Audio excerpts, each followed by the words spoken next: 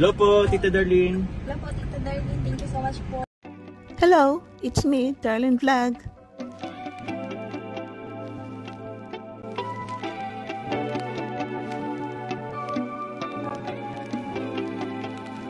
Kalinga Makajungkal, mag-reaction na naman tayo dito sa magkakapatid hindi nagsasalita, no? Binisita sila ni Kalinga Prab at yun nga, sabi ni sino to yung naka-scout sa kanila na si Bulong, no? Si King Bulong King Redsen, na ang mga bata ay nag-aaral na, no? Nagpa-tutor sila. Pumunta sila doon, nakita nila. Parang ito atang babae nagtuturo sa kanila is parang graduate siya ng education. So siyempre, education ng course, marunong ka magturo, anong step by step para tuluan ang mga itong magkakapatid na ito. So sabi nga niya dito daw na parang nahihirapan siya. Dahil magkakaiba sila ng level ng school. Mayroong si Melissa is grade 5. Struggle daw itong anak nung yung kaibigan yung parang si ata nag-introduce kay Richie sa mga sa family na yan. Nag-struggle siya kasi yung hindi daw sila marunong magbasa ng English. Pag Pilipino nakakabasa sila konti lang, pero pag English hindi daw marunong. Tapos magkakaiba kasi yung level ng grade nila, kaya iba-iba kasi yung the way mo sila turuan, iba-ibang approach sa every grade level. Ito naman sa pakikibagay sa sitwasyon. Ayan na, di ba? Inaya kayo, nagkumain sa labas. Makain sa labas. Dapat ba pag inaya kayo, magang pa kayo, paulit-ulit pa, naaya? Bea, Lisa, magkain na kayo. Bea, magsungit ka na. Tama ba ito, Bea? Sabi ko, pag kinakausap, nakatingin doon sa kinakausap. Kaya nasasanay naman na po sila, paunti-unti. Siguro pag mga naka 1 week or 2, siguro mas na yung nila. Parang paghahanda na rin po ito sa pagpasok nila. Kasi sa akin kasi Kuya Rab, mahirap talaga kung paano ko sila sisimulan pagturo. Kasi iba't iba sila eh. Si Bea, grade 6. Ay, oo nga, no? Si Melissa, grade 4. Si Chris, wala talaga. Kaya kay Chris, nag-back to zero kami. Balik kami hanggang daycare. Vertical, horizontal, scribble. Kasi yun yung start kung paano magsulat. Tapos nagle-letter na kami ngayon, ABC. Sa ABC, kaya niya na, kahit yung pangalan niya ngayon, nagtatry siyang isulat. Kaya niya na, pero may gayahan dapat. Dito naman kay Melissa at kay Bea, nag-struggle ako kung paano ko sila tuturuan magbasa sa English. Kasi hindi sila marunong eh. Pero sa Filipino naman, okay naman, marunong naman sila, pero di pa masyado. Kasi yung nanay nila pumunta dito. Nakipag sa akin, sabi nga kung pwede nga daw tutor ko nga daw yung 3. Ito si Bea, mag-grade 6. Si Melissa, mag-grade 4. Si Chris is wala talaga. Kung nasabi dati, di ba sabi ni Chris, ito si Chris is hindi nakapag-aral, parang hindi niya natapos ang grade 1 dahil umuwi. So, hindi talaga siya marunong magbasa. Kaya magkakaiba talaga ang pag-approach sa pagtuturo sa magkakapatid na ito. Hindi madali, no? Kahit saan mo dalhin.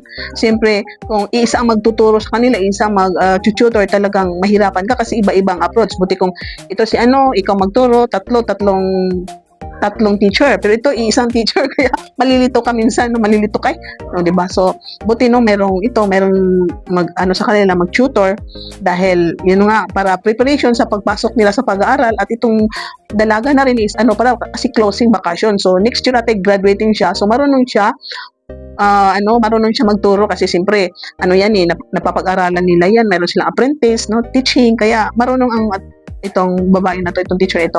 At yun nga sabi niya na talagang pagsisikapan niya ang pagturo sa mga batang ito. Tinuturuan sila para makipagsalamuha, para makapag-usap, tingin, diretso, tapos sumagot ka, opo.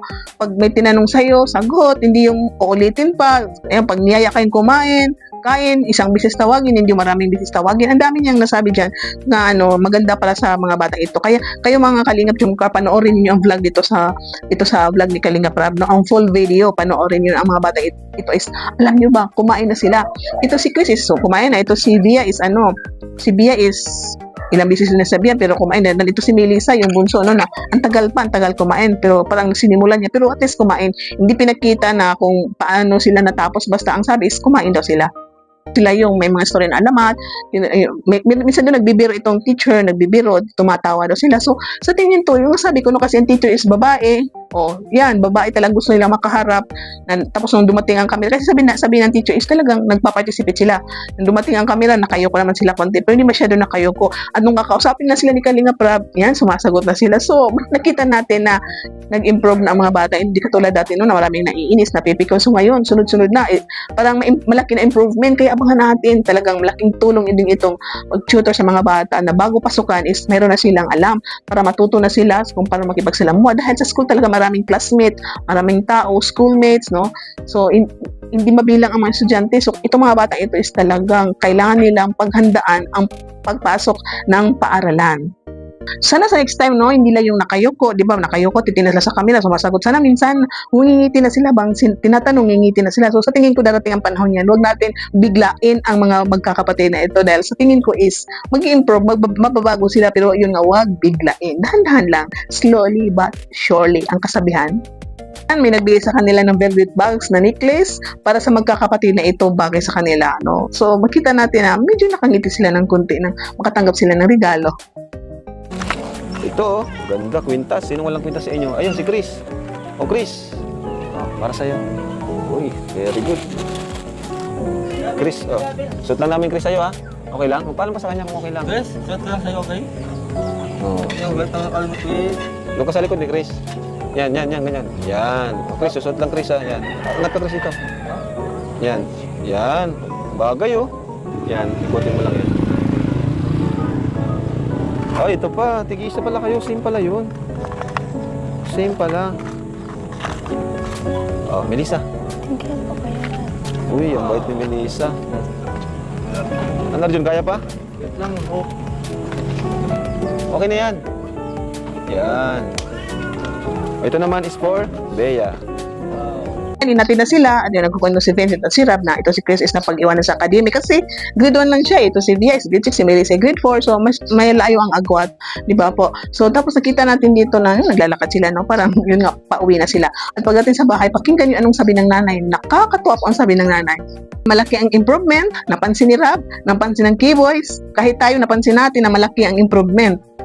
At yun, naisipan ng nanay na maghanap at ng mag-tutor, baka ito rin tatay ng yung dalaga, no? Yung lagi po sumasama minsan pag binibisitaan sila, baka nagkausap din sila na yung anak ko walang pasok summer, so baka makatulong. Ka-amaze ang decision ng nanay, no? Yung naisip niya na nakapag-decide na siya na pa-tutoran ang mga anak. Doon, turuan sila. Buti na naisipan nyo yun. Kasi po, kung dito lang po sila sa bahay, wala na sila dito matututunan. Buti naman. Kaya ang ginawa ko, magpa-tutor lang sila doon. Malay baga natin kung magbago yung mga ugali nila. Opo, buti nag-step up din. Ayon sa kanya, kung dito lang sila sa bahay, wala silang matututunan. Tama yon, no? Buti naisip ng nanay, matagal na yan. So, ngayon, napag-isip-isipan niya, nakadecide na siya na, tama na, kung dito kayo sa bahay, wala kayong matutunan. Kung gusto niyo umahon sa hirap, mag-aral kayo dahil hindi habang buhay ay may nag-vlog, may umaabot ng tulong. So, makapag-aral tayo, makapagtrabaho kayo mga bata, makakahanap kayo ng magandang trabaho. So, makakasib kayo. So, para sa future nyo, makaroon kayo ng pamilya, no? Matulungan ng magulang. Ganyan ang dapat.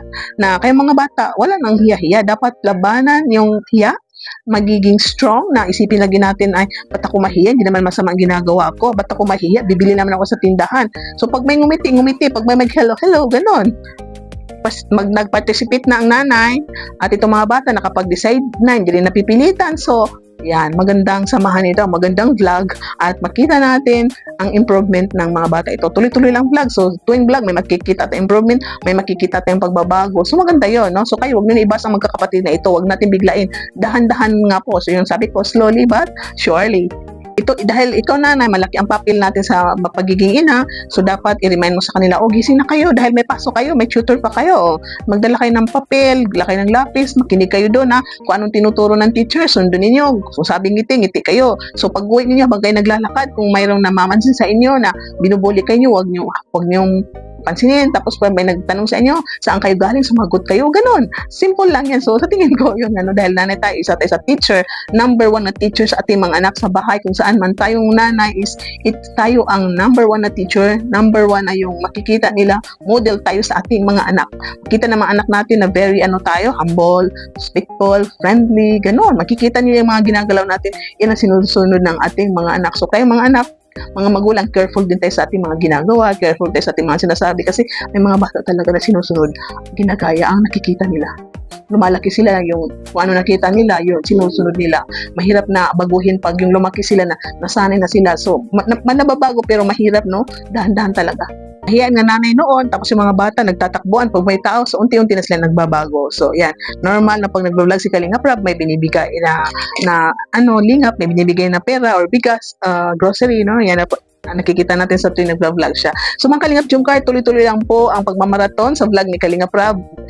Isalin ninyo rin ang vlog ni Kuya Val, gaya ng pagmamaraton nyo sa mga vlog ni Kalinga Chomar at Carla. So shoutout sa lahat na Kalinga partners, mga charity vlogger, mga reactors, Karipa, Karabas, of course, number 1, shoutout natin si Kuya Val Santos Matubang, si atin na vlog, si Kalinga Prab, shoutout. Ang presidente ng Karipa Bilador, si Kuya Noli, isa sa Karipa, Karaba, Kalinga po are your shoutout. Shoutout sa lahat na love team ng Kalinga, mga admins, mga leaders, mga founders, lahat ng Jumcar community na nagmamahal sa Jumcar, lahat ng members, mga silent viewers, mga basher, malaking tulong din sa inyo.